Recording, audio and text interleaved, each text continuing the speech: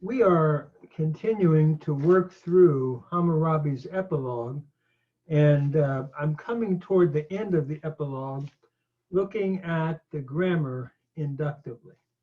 We are in column 51, and we're beginning line 29 in that column. So what I'd like to do is pick up where we left off last time. We saw that Hammurabi, in the curse that he's putting on any king that might change what he has done, says, Me nirga danum ina ili kabala mahar mushakshidu irnitiya. And that is, we had already finished this Me nirga, the strong one among the gods, the warrior without peer, who causes to succeed my triumph, who causes my triumph to succeed. And by the way, this Nirgal, as we said before, was the god of the underworld.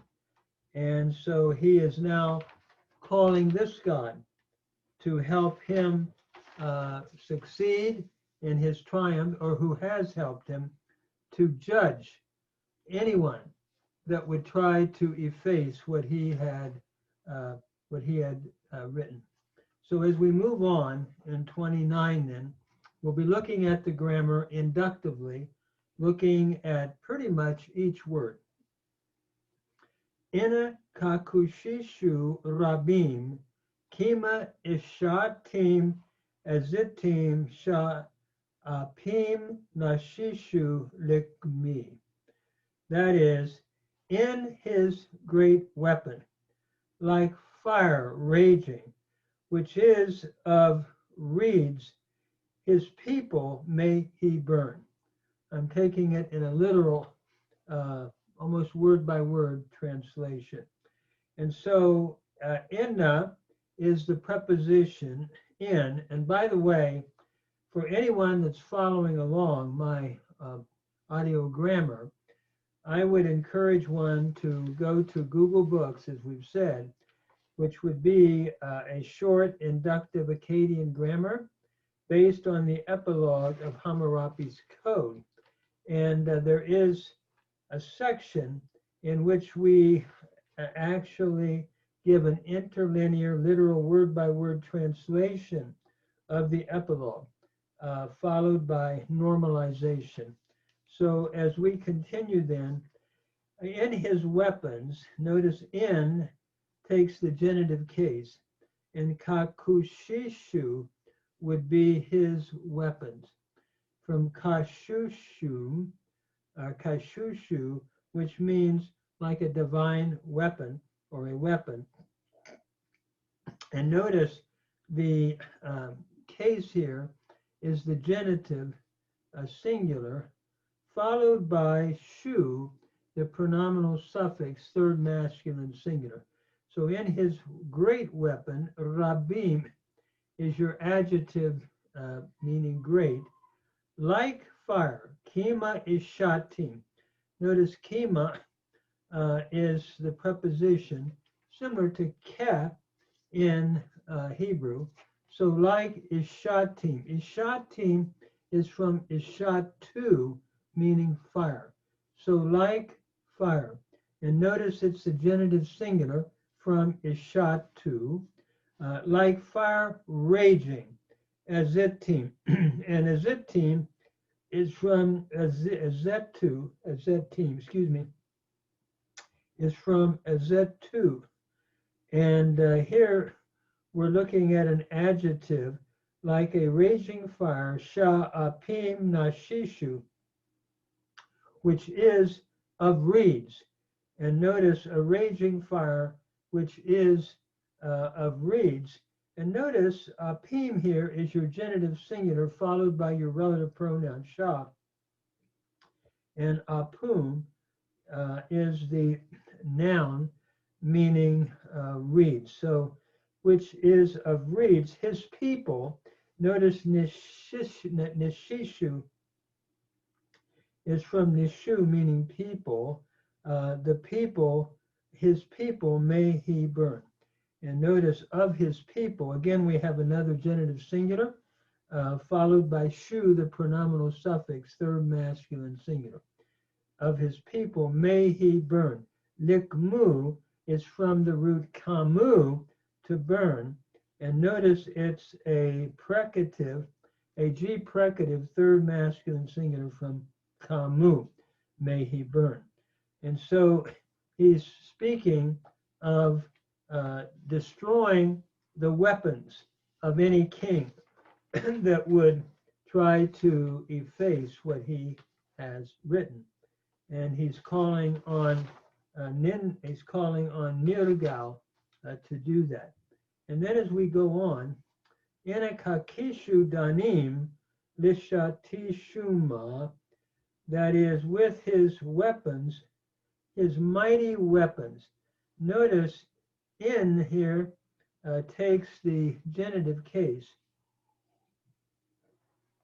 and we have gish, which is showing something like wooden, and it's followed by tukul, which is your Sumerian, meaning weapon, and in Akkadian it's kakishu, or kaki, and notice it's in the genitive case here in the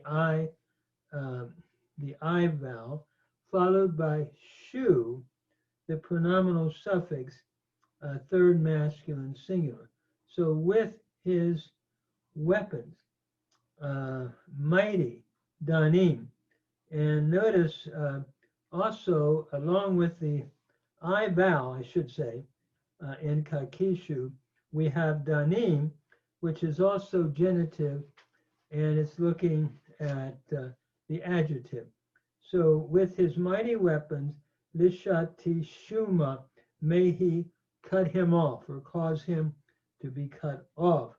This is followed then by the next curse, Viniatishu kimatsalam titim lechbush. That is, his body members. Notice Viniatishu is from benitu. Here we have a genitive plural of his body members, or we're really looking at an oblique genitive plural or accusative. May he break to pieces his body members. And so it's actually functioning, I believe, as an accusative plural here, followed by shu, the pronominal suffix, third masculine singular, kimat salam titim, as an image of clay, as a clay image. Notice salim meaning image and titim meaning of clay. So as an image, which is the accusative singular here, notice the suffix, and then the genitive titim, of clay, from titu meaning clay. So may he break to pieces as an image of clay. Tsalam here, I'm reminded of salmu, which is your nominative singular, and here it changes to tsalam in your accusative in construct with titim. It is interesting to me that kidmutenu, that salmenu kidmutenu, I'm thinking of in Hebrew, Genesis, let us make man in our image. Salmenu kidmutenu. And here we have Selem in Hebrew, and there's a relationship, I believe, with the Akkadian Salmu, meaning image. So may he break to pieces as an image of clay. Notice lech bush here is from chabashu. It's a G precative, third masculine singular from chabashu. Then he continues to call the Sumerian mother goddess to curse as well. So notice line 40, dinger nintu nin sirtum sha matatim baniti aplam litershuma. May Nintur, Nintu, the exalted lady of the lands, the mother who bore me, an heir may she take away from him. In other words, may he not have an heir. And notice dinger, we have that little D, that little dinger sign, and Nintu is the Sumerian for Nintu, and we bring it into Akkadian with the same word, which is looking at the Sumerian mother goddess, the lady who gives birth. And then Nin is the Sumerian for lady, capital N-I-N, and Beltum is the Akkadian lady. So may Nintu, the lady exalted. Noted Sirtum is an adjective. Again, we're looking at the nominative singular here. May Nintur, the exalted lady. It's an apposition to Nintu, the exalted lady, Sha Matatim, of the lands. Notice Sha is your relative pronoun, and Matatim is from Matu, meaning land. Here we have a feminine plural in the genitive. So of the lands, that is the lady, the exalted lady of the lands, baniti, the mother who bore me. And notice is the word for mother. I'm reminded in Hebrew, ima. Amma is the Sumerian, and then bariti, who bore me. Notice here, we are looking at a G feminine participle in baniti from banu, and here we have the pronominal suffix, first person singular. So may the mother who bore me, ablam litirshuma, an heir may she take away from him. In other words, may she not allow him to have an heir. And notice Ibila is the Sumerian for heir, and aplam is the Akkadian word for heir. So from aplu, so may she take away from him an heir. The accusative singular again. Litershuma is the G precative, third feminine singular, or third singular, feminine here. May she take away, or third masculine singular, we could say. Shu is your pronominal suffix, third masculine singular. So may she take away from him. And in other words, the root here is eteru, meaning to take away. And notice here the E has elided, eteru. So may she take away from him an heir. Shumam a ushar shishu, a name may she not allow him to receive. Notice here, shumam is the accusative singular from shumu. Notice the ending again. A is the negative particle not, and ushar shishu is from rashu, to receive. And so a name may she not cause him to receive. Notice the sha here is the shin stem, which is causative, and the root is rashu, much like the hay stem in Hebrew. So may she not allow him to receive a name in the midst of his people. In other words, she doesn't, Hammurabi is wishing that there not be a child born, an heir to any king that would erase what he had written. In a kerbet neshishu, in the midst of his people, and notice Inna takes the genitive case, in the midst, here we have a preposition, in the midst, nishishu, of his people. Nishu is the noun people, nishishu is the genitive singular from nishu, and shu is your pronominal suffix, third masculine singular. So may she not allow him to receive in the midst of his people a zer awilutim, a male seed may he not beget, ibni. Notice zer here means seed, and it's the Akkadian translating the Sumerian new moon. New moon means seed in Sumerian, capital N-U-M-U-N. So a descendant or a seed, wilutim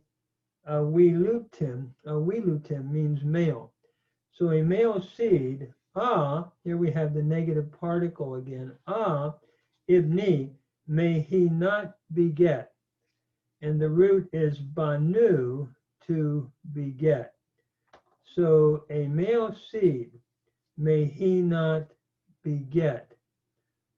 And then the curse goes on. Dinger nin karak, may nin karak. Here we have the Sumerian and the Akkadian nin karak. Nin karak is the goddess of healing. So may nin karak, Marat Anim, the daughter of Anum. Notice the Sumerian is Dumu Mi, and here Marat is the Akkadian daughter in construct with Anim. So the daughter of Anim.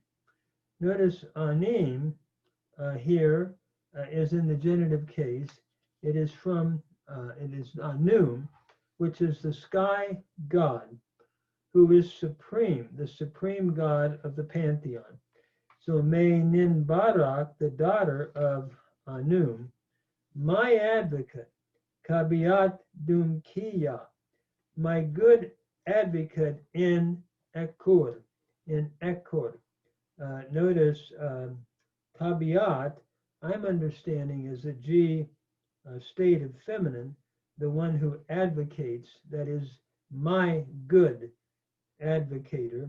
Notice Dumkiya, the advocator of my good. Here we have ya, your pronominal suffix, first person singular. So the one who advocates my good in Ekkur. Ekkur is the temple that of Enlil in Nippur. So may my good advocate in Ekkur, heavy sickness and an illness, an evil illness, an injury, a sick injury which does not heal. In other words, he's wishing further curse upon anyone with a sickness that would not heal. Notice Mutsam Kaptam. Here we have the accusative singular in Mutsam and the adjective in Kaptam. So heavy sickness or grievous sickness, which does not heal completely. So we have the accusative singular coming first, and following the Sumerian development, the verb comes at the end again. And then sakam limnam. Notice a demon illness, evil, or an evil demon illness. Notice the capital A with the capital SIG is the Sumerian for asakam, meaning like a demon illness. Again, the is in the accusative singular with that suffix, and limnon means evil. So an evil demon illness, a sick injury. Notice simam martsam. Here we have again the accusative singular in simam, and martsam, an injury, and then the adjective martsam, a sick injury, which shah, your relative pronoun, la ipashehu, which does not abate or heal completely. And notice the root here is pashahu, which means to abate, or we could translate it heal, which does not heal. And we're looking at a G present and the subjunctive going after shah from the root pashahu. So he's wishing again all of these curses upon any king that would follow him, that would try to erase what he had done.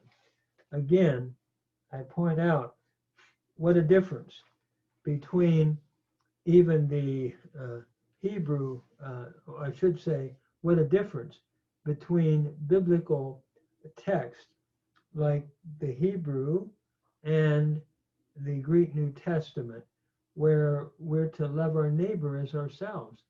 V'ahavta l'recha kamocha, we're told in Vayikra, the book of Leviticus.